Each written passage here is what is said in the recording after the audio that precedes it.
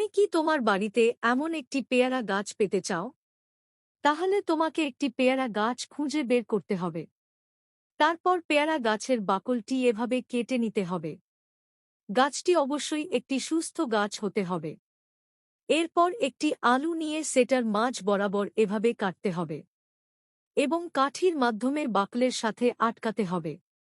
তারপর একটি plastic glass দিয়ে এভাবে শক্ত করে আটকাতে হবে। পরিশেষে এটাতে গোবর সার প্রয়োগ করতে হবে, যা গাছের জন্য খুবই পুষ্টিকর। ৪৫ দিন পর দেখা যাবে ডালটিতে অনেক শিক জন্মিয়েছে। তোমরাই দেখো বন্ধুরা, এটা কত সুন্দর দেখতে। এরপর এগুলোকে একে একে আলাদা করতে হবে পরিষ্কার করার জন্য, এবং পরিশেষে একটি টবে চারাটিকে স্থানান্তর করতে হবে এবং রোপণ করতে হবে। ভালোভাবে মাটি চাপা দিতে হবে এবং নিয়মিত পানি দিতে হবে।